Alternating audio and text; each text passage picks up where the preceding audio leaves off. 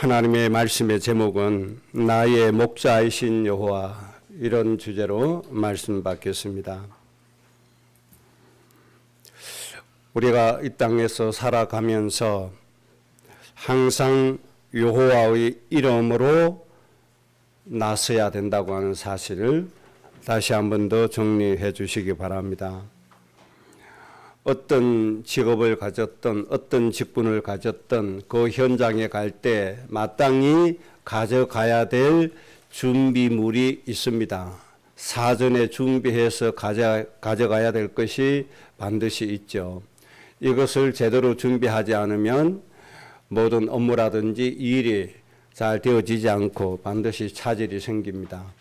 우리는 하나님의 자녀로서 세상을 살려야 될 복의 근원으로서 또 그리스도의 사신으로서 어느 곳에 가든지 가지고 가야 할 무게가 있고 물건이 있는 겁니다. 준비해야 될 것이 우리에게 있습니다. 가장 기본적인 것이 뭔가 하니까 여호와의 이름, 주 예수의 이름을 가지고 가는 것이 아주 중요합니다. 이것이 첫 번째입니다. 어디를 가든지 무엇을 하든지 누구의 이름으로 해야 돼요? 만군의 여호와의 이름으로 해야 됩니다. 주 예수 그리스도의 이름으로 해야 됩니다. 그래야 하나님의 권세가 그곳에 나타나서 하나님의 권세가 이 세상 왕노릇하고 있는 흑암의 권세를 깨뜨리는 겁니다. 여러분이 나는 실력이 있다, 나는 공부를 많이 했다, 나는 다른 사람이 없는 파워를 가지고 있다, 그래서 그 삶의 현장에 갈 때 나 김현아의 이름으로 가노라, 이렇게 하면 흑암이 결박될까요? 절대로 결박되지 않습니다. 이 세상의 저주재앙이 무너집니까? 절대로 무너지지 않습니다. 흑암이 오히려 뭐예요? 기뻐서 날뜁니다. 그래, 너 잘 만났다, 너는 이제부터 나의 밥이다, 이렇게 되어지는 겁니다. 이 세상에 어마어마한 제약들이 온 세상을 장악하고 있는데, 온 어두움과 캄캄함이 온 땅을 뒤엎고 있는데, 여기에 내 이름으로 간다, 사람의 이름으로 간다 되어집니까? 절대로 안 되어집니다. 내 이름으로 열심히 공부한다고 되어집니까? 안 되어집니다. 누구의 이름으로 가야 돼요? 여호와의 이름으로, 창조주 여호와의 이름으로 가셔야만 여러분에게 권세가 나타나지는 거예요. 사람을 만나러 갈 때도 마찬가지입니다. 왜 그리스도인이 교회에 다니는 사람들이 왜 사기꾼에게 번번이 당합니까? 희한합니다. 교회에 다니는 사람들이 사기꾼에게 더 잘 속습니다. 그게 세상입니다. 왜 그렇습니까? 지 이름으로 가서 그래요. 자기가 잘난 줄 알고 가서 그래요. 만군의 여호와의 이름으로 가면 모든 흑암이 분별이 되어집니다. 세상을 깨뜨려 볼 수 있는 영안이 열려지는 겁니다. 예수 그리스도의 이름으로 가야만 악한 마귀 사단이 결박되어서 떠나갑니다. 그래서 우리는 가장 중요한 게 뭡니까? 예수 그리스도의 이름으로, 만군의 여호와의 이름으로 가야 되는 겁니다. 이제 우리 학업 현장, 직장에 또 가잖아요. 우리는 돈 벌러 가는 게 아니잖아요. 그 현장을 살리러 가는 것이고, 그 현장에 하나님의 축복을 전달하러 가는 것이잖아요. 그거 잘한다고 국가에서 월급도 많이 주잖아요. 얼마나 감사한 일입니까?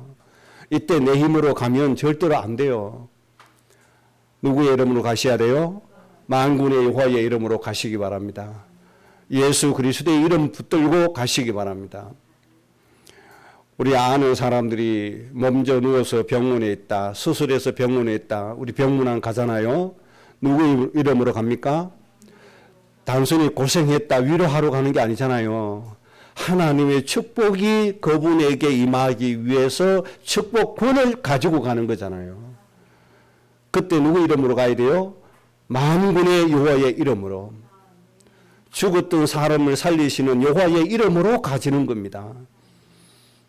예수 그리스도의 이름으로, 죽은 나사로야 일어나 걸어서 나와라, 이 말씀을 선포하신 예수 그리스도의 이름으로 갈 때 하나님의 권세가 그 사람을 치유하시는 겁니다.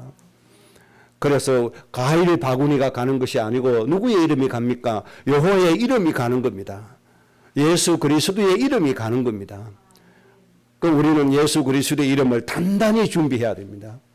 이 예수 그리스도의 이름을 내 마음속에 딱 붙잡고 가셔야 됩니다. 이해가 되신 줄로 믿습니다. 이 그리스도의 이름 앞에 모든 것이 다 무너집니다. 어마어마한 권세가 나타납니다. 제가 몇 번 간증 드렸잖아요. 서울에 대치동에 부교육자로 있는데 교회에서 아파트를 한 채 구입을 했습니다. 사택으로 쓰려고. 그런데 그것을 제 이름으로 등기를 했어요. 대치동이 제일 비싼 동네 아닙니까? 서울에서. 제일 부자들이 모여 사는 동네. 그러니까 얼마나 이게 가격이 높습니까?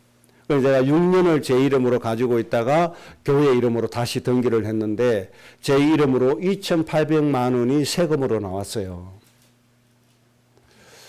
많이 나왔잖아요. 그런데 이거를 참 미안하게 된 일이 있었는데 1세대에 한 가구에 한 주택이면 양도세가 부과 안 됩니다. 한 세대에 주택이 두 채일 때는 양도세가 부과가 돼요. 그래서 저는 집이 없으니까 당연히 교회 재산을 제 이름으로 해도 세금이, 양도세금이 안 나와야 돼요. 그런데 제 이름으로 나왔단 말이에요. 그래서 저는, 이거는 세무 공무원들이 실수를 했구나. 그렇게 해서 이 일을 제기하는 기간이 지나도록 찢어져서 버려버렸어요. 그런데 이 제기할 수 있는 기간이 지나고 난 다음에 또 독촉장이 왔단 말이에요. 이게 뭐냐? 그래서 확인해 보니까 세 공무원이 실수한 게 아니고 정상적으로 부과를 한 게 맞았어요. 우리 어머니가 조그만 집이 있었는데 우리 누나가 저도 모르게 어머니를 제 가족으로 편입을 시켜놔 버린 거예요. 제가 모르도록. 그리고 얘기도 안 해준 거예요. 그러니까 교회 아파트, 우리 어머니 집, 제 한 가구에 2주택이 돼버린 거란 말이에요. 그러니까 세금 부과 대상이 맞죠. 공무원이 잘못한 게 아니었어요. 이거는 세금을 내야 돼요. 참 곤란한 일이 생겼잖아요. 그래서 제 마음에 하나님이 뭔가 뜻이 있다.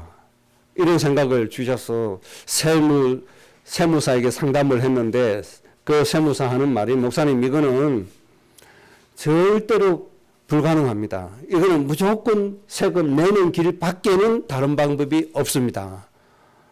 그래요. 그래서 사정을 얘기했더니 쭉 듣고 나더니 목사님 혹시 모르니까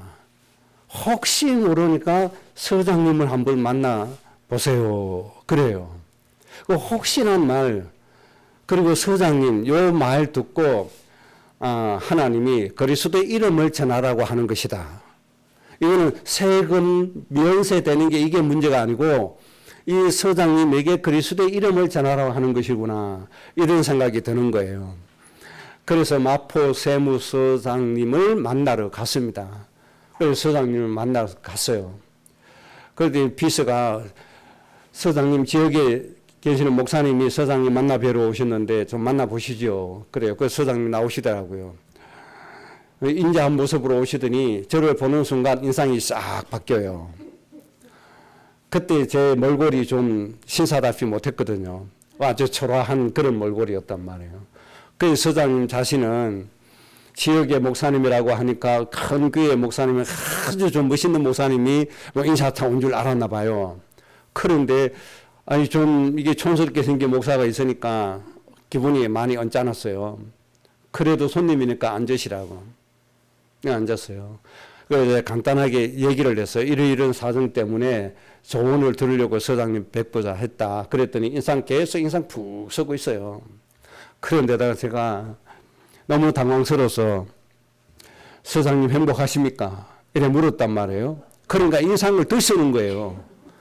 아니 이게 몰골이 좀 이상한 사람이 앞만 봐도 자기가 더 행복하지 지가 더 행복합니까?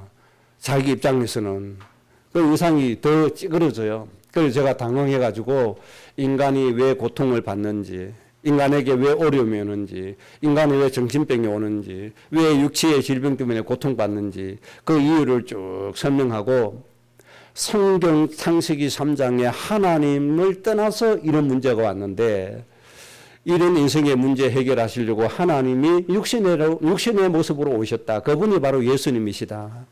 이 예수님을 영접하면 하나님의 자녀가 되는데 하나님의 자녀가 되면 그때부터 하나님 인생의 문제를 해결해 주시기 때문에 행복하게 살 수가 있습니다. 그러니 서장님, 이 예수님 영접하시겠습니까? 그랬더니 그때서야 이분이 환하게 웃으시더라고요. 그래요, 목사님. 김장한 목사님 아십니까? 저에게 이렇게 물어요. 예. 그 김장한 목사님하고 저하고 같은 교단 목사입니다. 이렇게 했더니 그분이 아주 인자하게 웃으면서 목사님 알겠습니다. 목사님 그 건 제가 처리하겠습니다. 제가 김양한 목사님 교회에 나가고 있습니다. 이렇게 얘기를 하더라고요. 그리고 이 예수 그리스도의 이름이 이분의 마음을 감동을 시켜주신 거예요. 세무서장이 직권으로 이것을 해결해 준 거예요.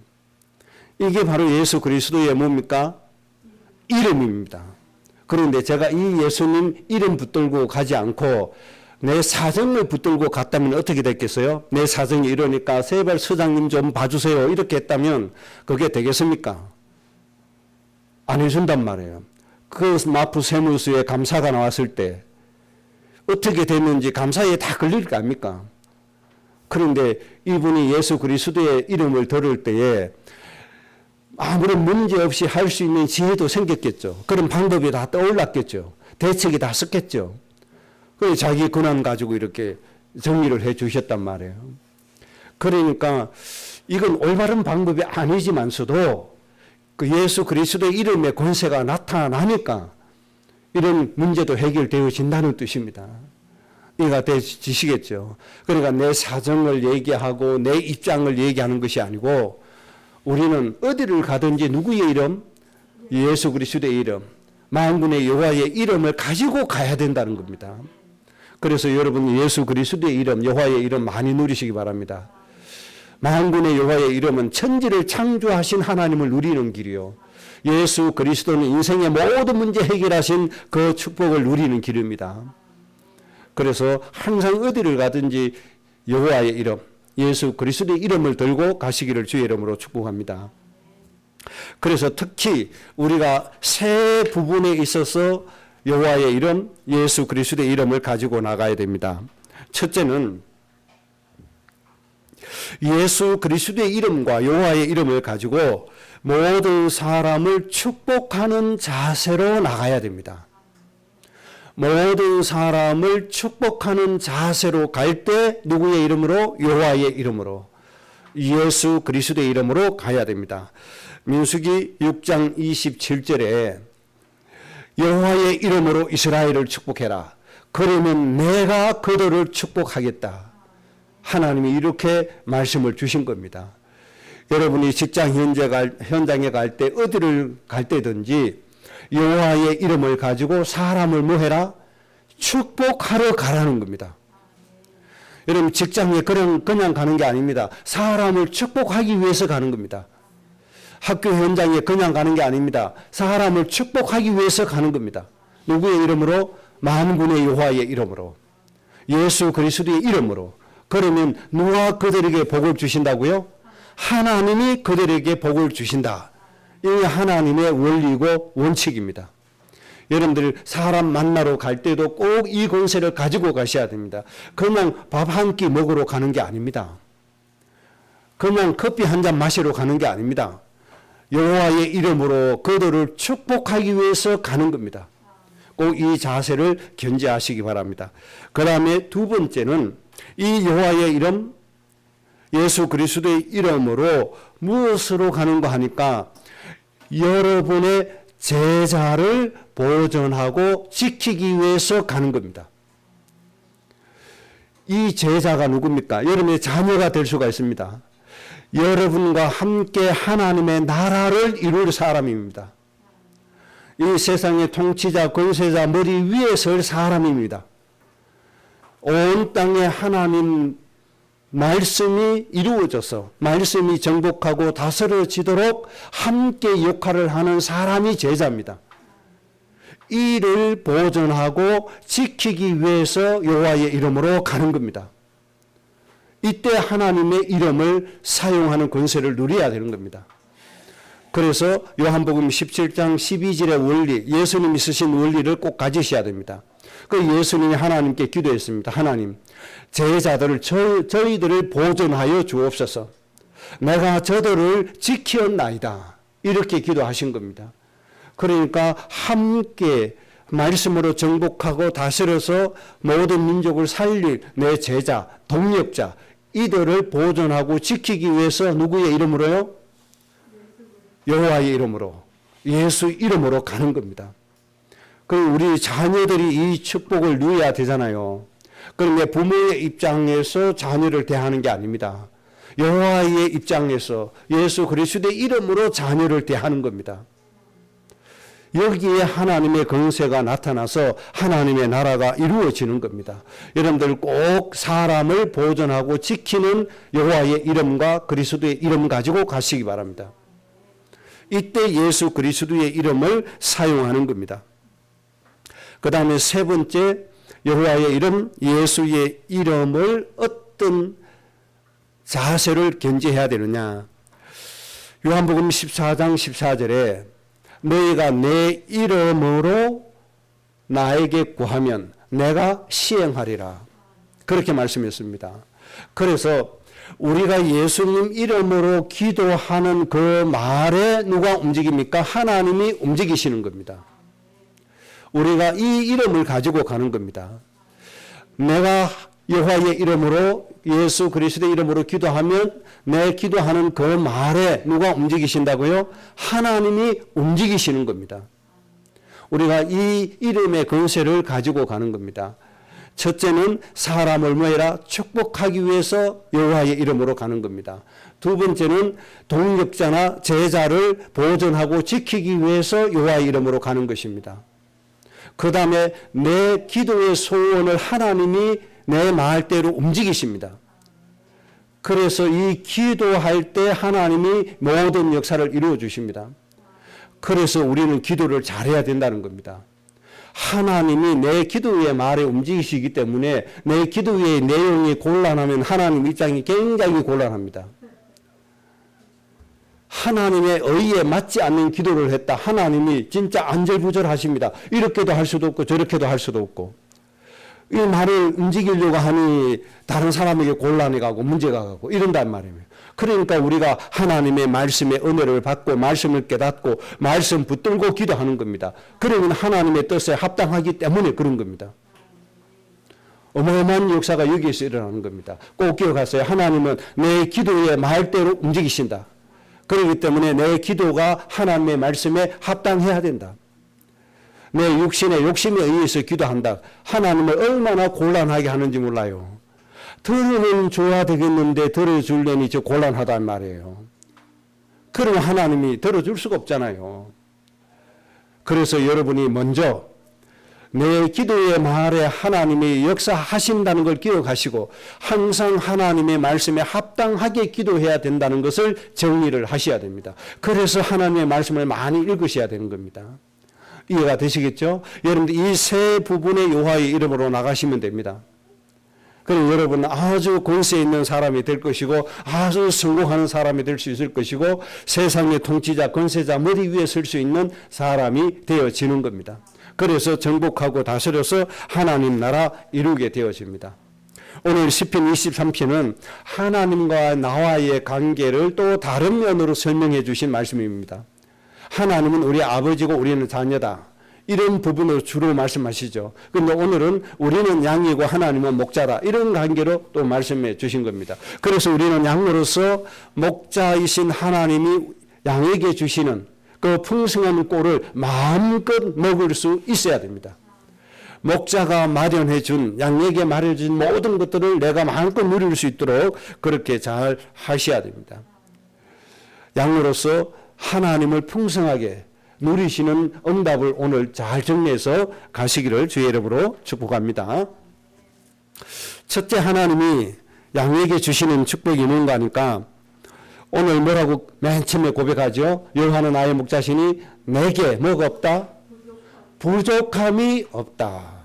하나님은 우리에게 이런 원칙을 정해놓고 우리를 축복해 주십니다. 우리에게 뭐가 없도록, 부족함이 없도록 하나님이 축복해 주신다는 겁니다. 이 응답을 꼭 누리시기 바랍니다. 하나님 모든 것 필요에 따라서 차고 넘치도록 주신다는 것이 하나님의 원칙입니다. 겨우겨우 조금 주시는 게 아닙니다. 차고 넘치도록. 이것을 충만이라고 얘기하죠. 하나님이 그렇게 주십니다. 그럼 이 하나님 꼭 믿으시기 바랍니다. 하나님 우리에게 부족함이 없도록 주시는 겁니다. 그러면 중요한 게 부족함이 없도록 해주시는 하나님 누리시기 위해서 우리의 믿음을 조금 다듬어야 됩니다. 우리의 삶을 좀 다듬어 놔야 됩니다. 쉽게 말하면 담을 받을 그릇을 좀 깨끗하게 좀 설거지를 해놔야 된다 이 말입니다. 더러운 그릇에 그대로 담을 수가 없잖아요. 맛있는 음식을 오물이 묻은 그릇에 담습니까? 그런 법이 있어요, 없어요? 없다 이 말이에요. 그릇부터 준비를 하잖아요. 하나님이 여러분들에게 부족함이 없도록 채워주실 텐데 그릇부터 준비되시기 바랍니다. 그러면 그릇 준비 3가지 간단하게 말씀드릴게요. 시편 34편 9절에 이렇게 말씀했습니다. 너희 성도들아 여호와를 경외하라. 그를 경외하는 자들에게는 부족함이 없도다. 그렇게 말씀했습니다. 하나님이 아무에게나 오염된 그릇, 아무 그릇에나 부족함이 없도록 채워주시는 게 아니란 얘기죠. 먼저 뭐 해라?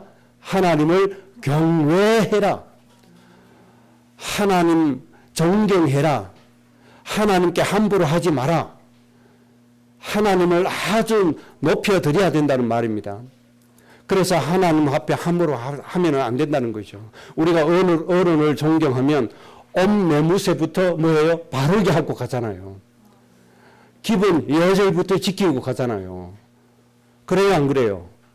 그렇게 기본적인 예절 지키잖아요. 이게 경외입니다.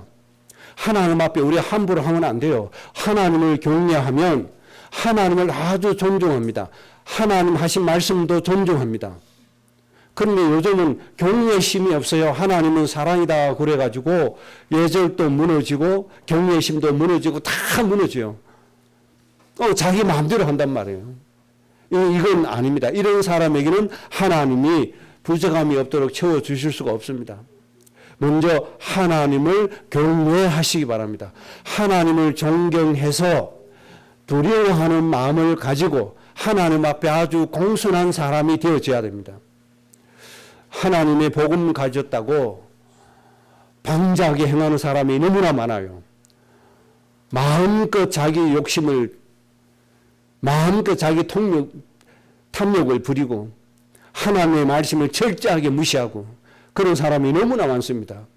내 부모를 공경하라, 주 안에서 공경하라 했으면 하나님을 경외하는 사람은 이 말씀에 순종 잘 하게 돼 있어요. 부모님 말씀 잘 듣게 돼 있어요. 요즘 이게 없잖아요. 아이들이 제 마음에 안 들면 부모가 아무리 옳게 훈계해도 듣습니까? 안 듣습니다. 뭐 핑계대죠? 사춘기란 핑계됩니다. 그래서 자기 감정대로 막 해버립니다. 그 경외심이 없어서 그런 겁니다. 이런 사람은 하나님의 것을 충만하게 받을 수가 없어요. 그런 사람에게 하나님은 아무나게 막 주지 않아요. 가늠하지 말라고 했잖아요. 엄난하지 말라 했잖아요. 복음 가졌다고 마음껏 엄난하고 돌아다니고 부끄러운 줄도 모르고 경외심이 없어서 그래요. 이런 사람에게는 목사 할아버지라도 하나님이 채워주시지 않아요. 자기 수단 방법 통해서 경제는 많이 적적했을지도 몰라도 하나님이 평안을 주시고 진짜 행복하게 해주시는 이 축복은 없어요. 점점 갈증에 빠져요. 갈증에 빠지니까 더 탐욕으로 빠져요. 악순환 연속이에요. 그걸 복음이라고 착각해요. 여러분 하나님부터 경외하시는 사람 되시기 바랍니다. 여기에 하나님이 부족함이 없도록 채워주신다는 겁니다. 그 다음 시편 34편 10절입니다. 젊은 사자는 궁핍하여 줄일지라도 여호와를 찾는 자는 모든 좋은 곳에 부족함이 없다. 뭐 해야 돼요? 걸어 준비하는 것. 여호와를 찾는 자가 돼야 됩니다. 여러분 여호와를 찾는 자 되시기 바랍니다. 여호와를 사모하는 사람이 되시기 바랍니다. 여호와의 은혜를 구하는 자 되시기 바랍니다. 하나님을 찾는 사람이 부족함이 없도록 해주시는 하나님의 은혜를 받게 된다는 겁니다. 하나님을 잘 찾으시기 바랍니다. 하나님을 찾는 기본적인 방법이 뭡니까? 기쁨으로 예배하는 것입니다. 그래서 우리 후대들은 정말 기쁨으로 주일 예배하는 후대들이 다 되어야 됩니다. 이게 하나님을 찾는 기본 중의 기본입니다. 이런 사람에게 하나님이 부족함이 없도록 채워주시는 겁니다. 하나님을 잘 찾으시기 바랍니다. 하나님의 은혜를 구하시기 바랍니다. 평안하면 평안할수록, 잘 살면 잘 살수록, 부유하면 부유할수록 세상에 빠져서 하나님을 찾지 않습니다. 부족함이 없다고 느껴지면 질수록, 돈이 많으면 많을수록 하나님을 찾지 않습니다. 높은 자리에 하나님을 올려주시면 올려주실수록 하나님을 찾지 않습니다. 그러면 영혼이 병들어서 기갈 중에 빠져요. 모든 행복이 다 사라져요. 그래서 점점 더 세상으로 나가려고 해요. 이런 악순환에 빠지지 않기를 바랍니다. 하나님을 찾는 자가 좋은 것에 부족함이 없도록 해주시는 은혜에 들어가게 되는 겁니다. 하나님을 24시간 찾으세요. 늘 하나님 찾으세요. 하나님 찾게 해 주실 때 그때 하나님의 어마어마한 축복이 임하도록 하나님이 역사하십니다. 저는 이번 9일날 하나님이 제 마음속에 하나님을 찾도록 얼마나 마음을 강하게 주시는지 그날 완전히 꼬박 나를 세웠습니다. 제가 그날 최근에 와서 가장 하나님이 기도를 많이 하게 하신 날이었습니다. 하나님이 기도하시는데 한 번 기도해서 시계 보니까 새벽 4시 반이 됐어요. 11시부터 기도 시작했는데 새벽 4시 반. 화장실 다녀와서 또 하나님 기도하시게 하는 거예요. 그래서 아침 6시 반까지 또 하나님 기도하시게 했어요. 이따 없이 하나님 이렇게 잠을 거두시고 기도하게 하실 때가 있습니다. 하나님 찾으라고 하신 겁니다. 분명히 이유가 있습니다. 그때 여러분 자신만 위해서 기도하지 마시고 전체를 놓고 기도하시기 바랍니다. 하나님의 어마어마한 축복이 임하게 되실 겁니다. 아마 제가 9일날부터 10일날 새벽까지 한 거 기도 하나님이 조목조목 다 응답해 주실 겁니다. 두고두고 하나님 축복해 주실 겁니다. 이따금씩 이렇게 하나님 찾게 해 주실 때가 있습니다. 그때 여러분들 묻어놓지 마시고 하나님 앞에 서시기 바랍니다. 모든 축복 그때 하나님 다 쏟아부어 주실 겁니다. 하나님 진심으로 찾으시기 바랍니다. 이때 하나님 부족함이 없도록 주십니다. 그 다음에 야고보서 1장 4절에 인내를 온전히 이루라. 이는 너희로 온전하고 구비하여 조금도 부족함이 없게 하려 합니다. 인내를 온전히 이루라. 이는 너희로 온전하고 구비하여 조금도 부족함이 없게 하기 위해서다. 여러분들이 인내해야 될 때가 있다 이 말입니다.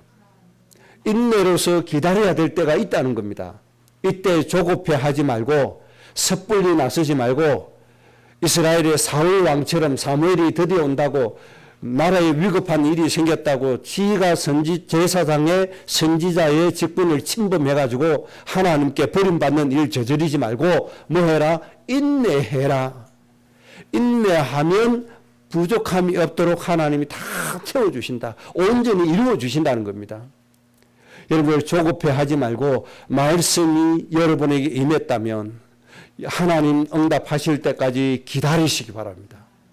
인내하시기 바랍니다. 조급해서 선을 넘지 않도록 하시기 바랍니다.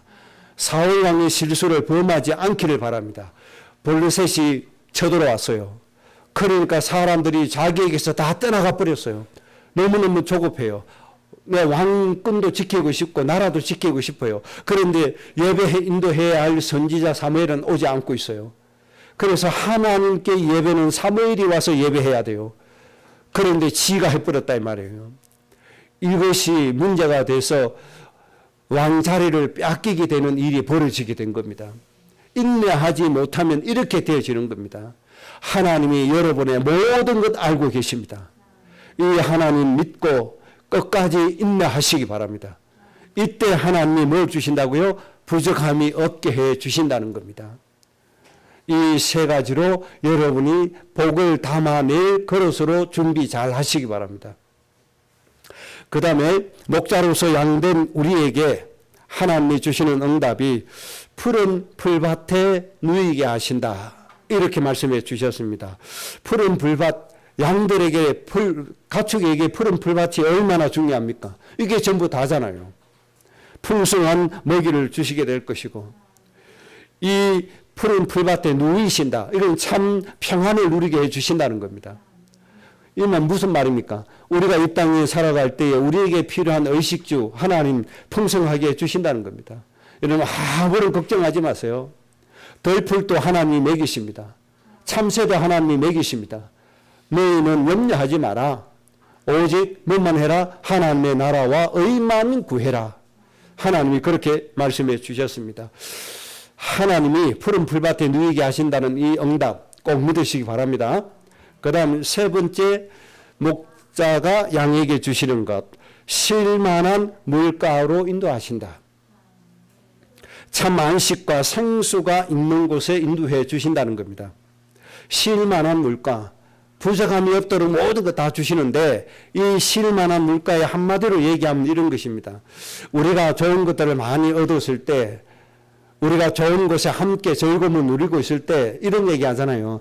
다 좋은데 딱 한 가지가 부족하다. 딱 한 가지만 있으면 좋겠다. 이런 말 할 때 있어요, 없어요? 있잖아요. 명절에 가족끼리 다 모여가지고도 야, 다 좋은데 요거 하나 좀 부족하구나. 요거 하나만 있으면 좋겠다. 그런 얘기 할 때가 있죠. 그런데 쉴만한 물가를 인도하신다는 이 말은 이런 겁니다. 지금 이 자리에, 지금 이 순간에 아무것도 필요 없다. 이것으로 너무너무 좋다. 이것 때문에 너무너무 행복하다.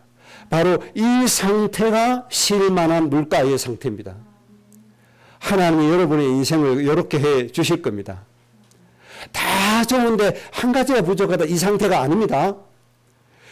지금 너무너무 좋다. 다른 거 다 필요 없다. 다른 거 다 필요 없다. 이 상태. 하나님이 여러분의 인생을 이렇게 이끌어 주실 줄로 믿습니다. 꼭 믿으시기 바랍니다. 왜요? 하나님은 우리의 참 목자시기 때문에. 꼭 이 하나님 믿으시기 바랍니다. 그래서 우리가 하나님을 노래할 때 참 좋으신 하나님 그렇게 노래하잖아요. 다 이유가 있는 겁니다. 그 정도로 하나님이 우리에게 좋게 해주시기 때문에 그렇습니다.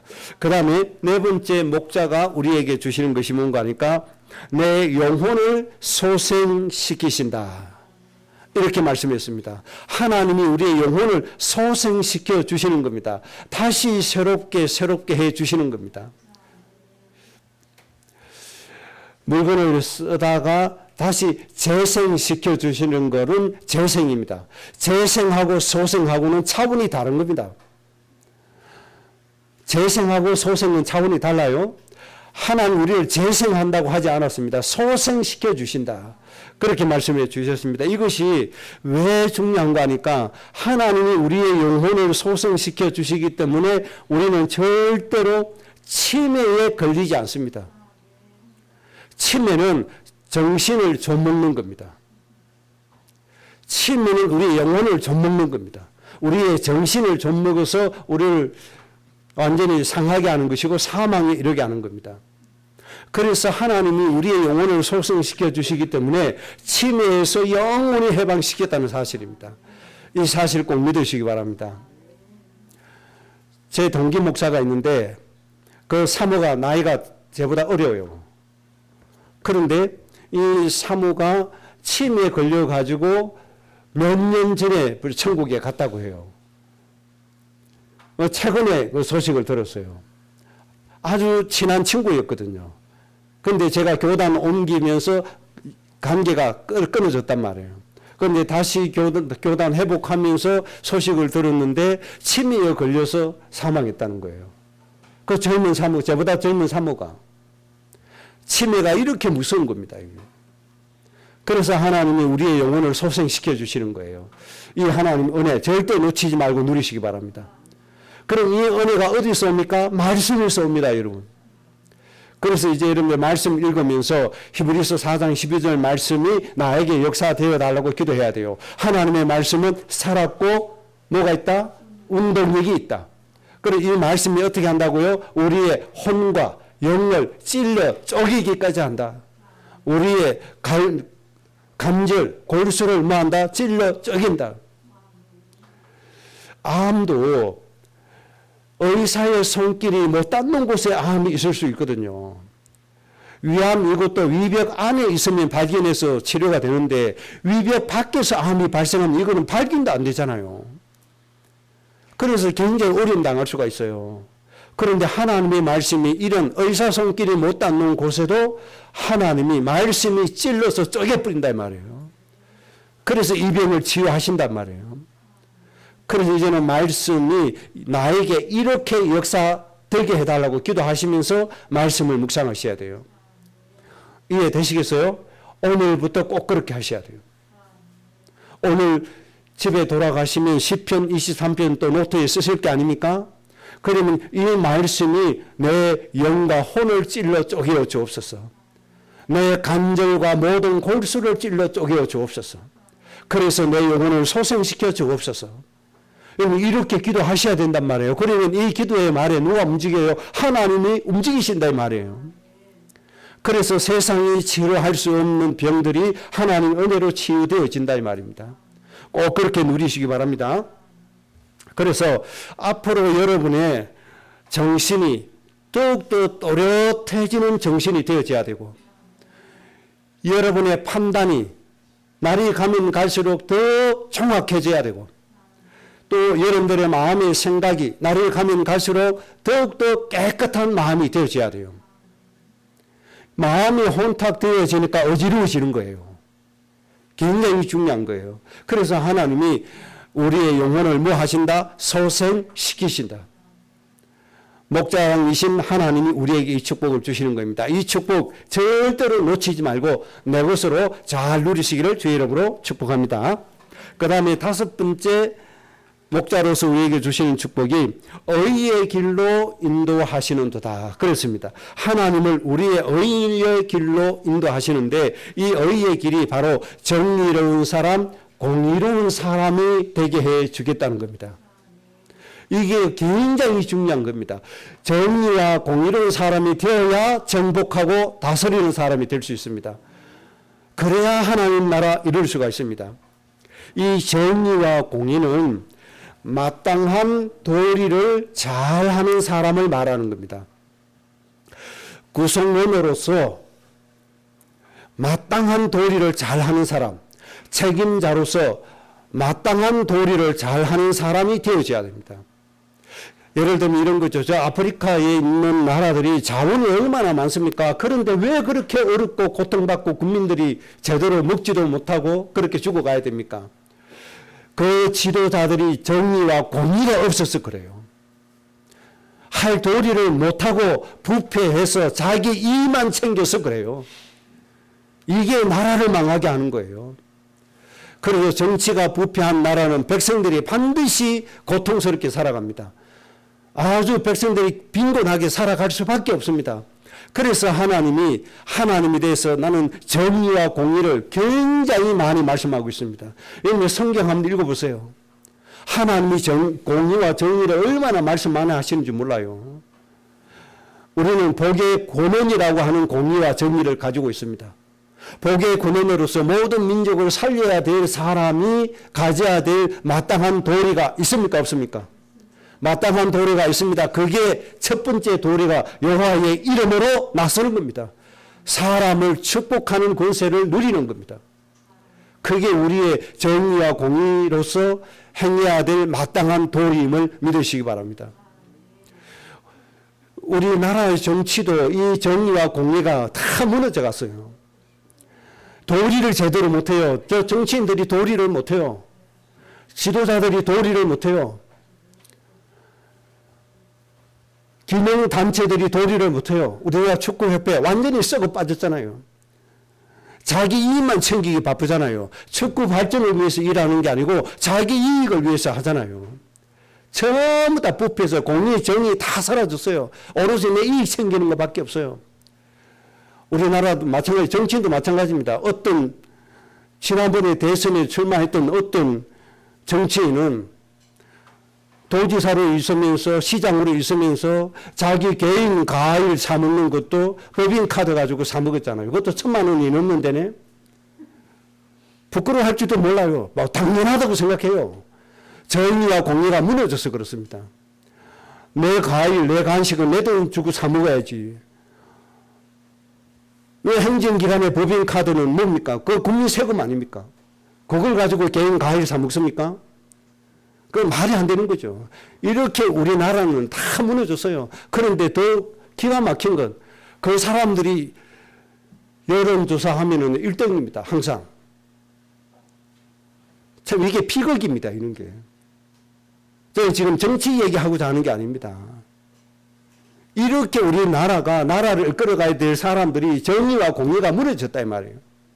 그래서 하나님은 예수 믿는 우리는 그렇게 하지 말라고 의인 되게 해 주신다 이 말이에요. 형성이가, 형진이가, 형민이가, 우리 현아, 예진이 하나님 믿는 그냥 안 두실 겁니다. 우리나라를 살릴 수 있는 사람으로 세워주실 겁니다. 그때 뭐 해야 돼요? 정의와 공의가 바로 서야 돼요. 내 이익을 챙기는 게 아니고 할 도리를 바로 해야 돼요. 대통령으로서 할 도리를 바로 해야 돼요. 가족에 걸려가지고 틀리게 하면 안 돼요. 가족이 잘못했다. 법의 심판 받게 해야 돼요. 바로 해야 된다 이 말이에요. 그래서 나라를 바로 세워야 돼요. 이런 것 때문에 무너지가 안 돼요. 자기의 가족이 뭐 강아지 좋아한다고 우리나라의 전통 식용 문화 그 법으로 금지해버리고 이렇게 하면 안 된단 말이에요. 공의와 정의에 의해서 해야 된단 말이에요. 이런 게 너무너무 안타까운 거예요. 그래서 여러분이라도 정의와 공의에 맞게 좀 하셔야 됩니다.